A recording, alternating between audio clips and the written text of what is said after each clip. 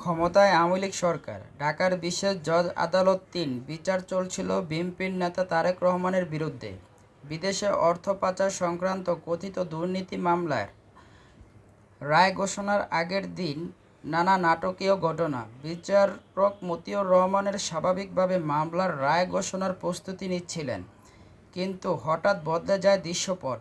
চারদিক থেকে আসতে থাকে নানা ধরনের চাপ। তারেক রহমানকে যে কোনো মূল্যেই সাজা দিতে হবে। সাক্ষ্য প্রমাণের ভিত্তিতে রায় যা হওয়ার তাই হবে। বিচারকের প্রথম এমন মনোভাব প্রকাশ করলেও তার উপর চাপ বেড়ে যায়। আইন মন্ত্রণালয়ের কর্মকর্তা শেখ মোহাম্মদ জহিরুল হক দুলাল সরাসরি যোগাযোগ করেন মোতাহার হোসেনের সঙ্গে, আর চলে আলোচনা।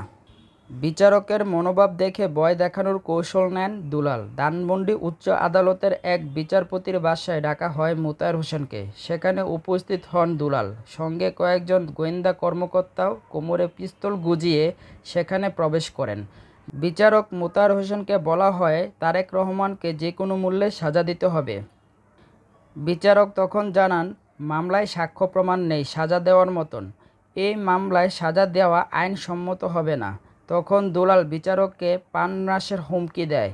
গোয়েন্দা কর্মকর্তারাও ভয় দেখানোর পরিবেশ তৈরি করে। এক পর্যায়ে দুলাল বিচারককে বলেন, আপনাকে রায় লিখতে হবে না, আমি রায় লিখে দেব, আপনি শুধু পড়বেন। পরে দুলাল রায় লিখে পাঠিয়ে দিয়েছে বিচারকের বাসায়। বিচারক মোতাহার হোসেন অবশ্যই আদালতে জহিরুল হক দুলালের লিখিত রায় পড়েননি। তিনি নিজের রায় লেখা পড়েই তারেক রহমানকে বেকসুর খালাস ঘোষণা করেছিলেন। রায় ঘোষণার পর থেকে চরম নিরাপত্তাহীনতায় পড়েন বিচারক মোতাহার। চাকরি থেকে অবসর নেওয়ার মাসখানেক আগে এই ঘটনা উল্টাপাল্টা করে দেয় সব কিছু। কিছুদিন আত্মগোপনে থাকার পর আদালতে ফিরে আসলে বুঝতে পারেন তাকে শায়েস্তা করার জন্য নানা আয়োজন চলছে। পরে নিজের অফিস গুছিয়ে অবসর নেওয়ার আগের দিন তিনি কর্মস্থল ছেড়ে দেন। এক ছেলেকে নিয়ে চলে যান মালয়েশিয়ায়। এরপর অনেক ববেগুড়ের মতন সময় কাটাচ্ছিলেন। গোয়েন্দারা পিছনে এক স্থান থেকে অন্য স্থানে পাড়ি জমান। থাকতে পারেননি এক দেশেও। কয়েক দেশ ঘুরে 2022 সালে হিতু হন ফিনল্যান্ডে। ছেলেকে নিয়ে সেখানে রাজনৈতিক আশ্রয় নেন। 5 আগস্ট ছাত্র গণ অভ্যুত্থানের পর দেশে ফেরার চিন্তা করছেন বিচারক মোতাহার হোসেন। গণমাধ্যমের সঙ্গে আলাপে তিনি জানিয়েছেন, রায় দেওয়ার আগে ও পরের দুর্বিষহ পরিস্থিতি।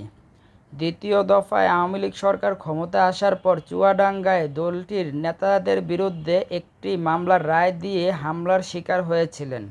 পরে 41 দিন আত্মগোপনে থাকেন দুই ছেলেকে নিয়ে।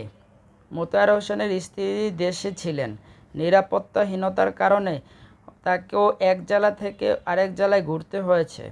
2013 সালের 17 নভেম্বর বিএনপির নেতা তারেক রহমানের বিরুদ্ধে বিদেশে অর্থ পাচার সংক্রান্ত দুর্নীতির মামলার রায় ঘোষণা করেন বিচারক মোতাহার।